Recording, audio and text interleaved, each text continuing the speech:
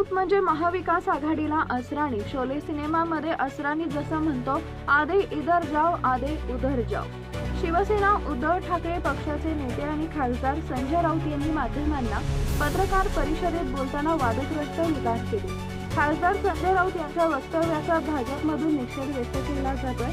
सोलापुरातील शहर मध्य विधानसभा मतदारसंघाचे भाजप आमदार देवेंद्र कोठे यांनी रविवारी सकाळी संजय राऊत यांच्यावर सडकून टीका केली.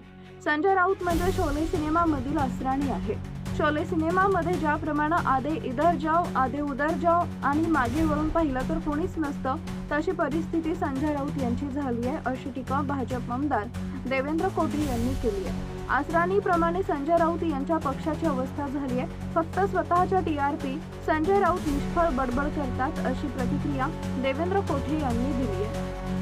ठाकरे गटाचे नेते संजय राऊत सातत्याने टीका करतात. त्यामध्ये पालकमंत्री जयकुमार गोरेंवरती काल त्यांनी टीका केली. टीका करताना अत्यंत खालच्या भाषेत शिवराळ भाषेमध्ये त्यांनी टीका केली. काय उत्तर असणार? स्वयंघोषित विश्व प्रवक्ते संजय राऊत यांच्या अकलेची दिवाळखोरी निघालेली आहे. रोज उठून सकाळचा भोंगा वाजवायचा आणि या कृतीमुळं स्वतःचं पक्ष संपवण्याचं काम या विश्वप्रवक्त्यांमुळं होतं आहे.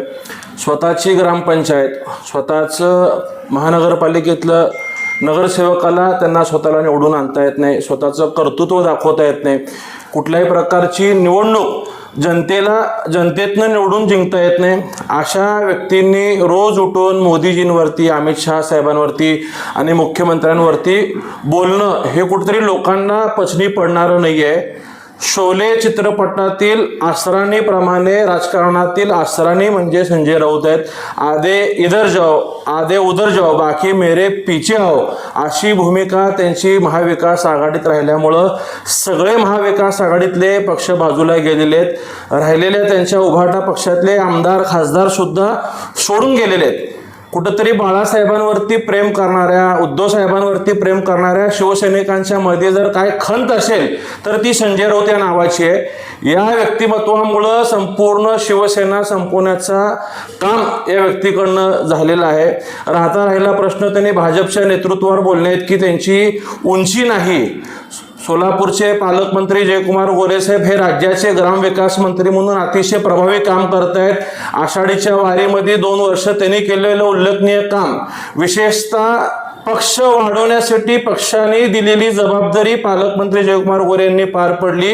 अपक्ष निवडून येऊन 4 वेळा आमदार राहिलेले आहेत. सातारा असेल, सोलापूर असेल, माढा असेल, धाराशिव, सातारा, सांगली या प्रत्येक ठिकाणी भाजपचा नगरपालिका, नगरपंचायती, जिल्हा परिषद, महानगरपालिका इतकंच काहीतरी विधान परिषदेच्या निवडणुकीसुद्धा जयकुमार गोरे साहेबांनी एकतर्फी जिंकून दाखवलेले आहेत. पक्ष कसं वाढवायचा याचा आदर्श संजय राऊतांनी जयकुमार गोरे साहेबांकडनं घेतले पाहिजे. आपण काय करतोय, आपल्यामुळं कुठंतरी ठाकरे परिवाराला तुम्ही अडचणीत आणण्याचं आजपर्यंत काम केलंय. बाळासाहेबांनी तुम्हाला सातत्याने आजपर्यंत भरभरून प्रेम देण्याचा प्रयत्न केलं, परंतु तुमची स्वतःची कुमत नगरसेवक म्हणून निवडून येण्याची सुद्धा नाहीये. तुम्ही राहत असलेल्या बूथवरती तुमच्या पक्षाला किती मतं पडलेत याचं आत्मचिंतन तुम्ही कुठंतरी केलं पाहिजे. जे अभिजित दिपके त्यांच्यावरती भाष्य करताना निघालेला होता, कारण की जी ठाकरेंची सेना आहे त्यांचा पक्ष जो आहे तो आता येणाऱ्या काळात अभिजित दिपके चालवतील असं जयकुमार गोरे म्हणाले होते. त्याच्यानंतर हा सगळा विषय निघालेला होता. आता संजय राऊतांची भूमिका जशी झालेली आहे की त्यांना ठाकरे नावापेक्षा दिपके नाव मोठं वाटायला लागलेलं आहे. त्यामुळे वैचारिक गोंधळ झालेला आहे. त्यामुळे आपला पक्ष ठाकरेंच्या नावावरती चालवायचा का दिपकेंच्या नावावरती चालवायचा हा प्रश्न विचारणं काय गैर नाही आहे.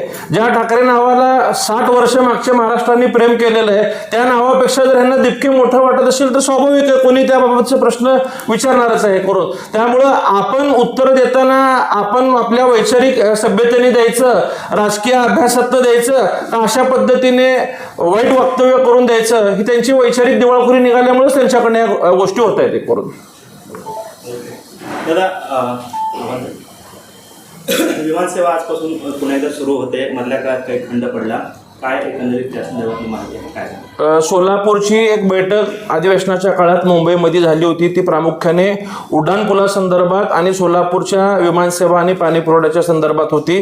त्यावेळेस मी आणि पालकमंत्री साहेबांनी मुख्यमंत्र्यांच्या निदर्शनास असं आणून दिलं होतं की स्टार एअर्सला आपण VGF गॅप फंडिंग दिलेलं असताना RS दिलेलं असताना त्यांनी ही विमानसेवा चुकीचं कारण देऊन बंद केलेलं आहे.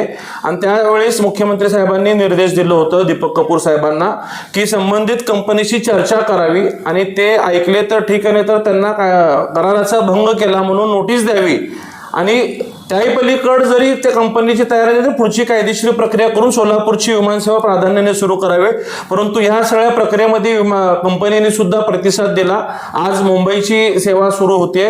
लवकरच मुख्यमंत्री साहेबांना पालकमंत्री साहेब बोलून गोव्याची विमानसेवा पूर्ववत करणे, त्याचबरोबर नवी मुंबई एअरपोर्ट जे आता नव्याने सुरू झालेले आहे त्या ठिकाणी स्लॉट उपलब्ध घेऊन देण्यासाठी आपण प्रयत्नशील राहणार आहोत. तिरुपतीची सुद्धा मागणी मोठ्या प्रमाणात आहे.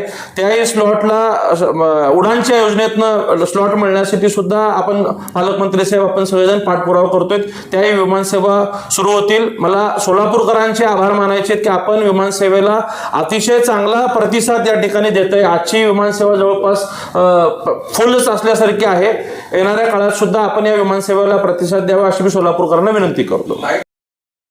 बंधुप्रेम न्यूज चॅनलला लाईक, सबस्क्राईब व बेल आयकॉन दाबायला विसरू नका. धन्यवाद.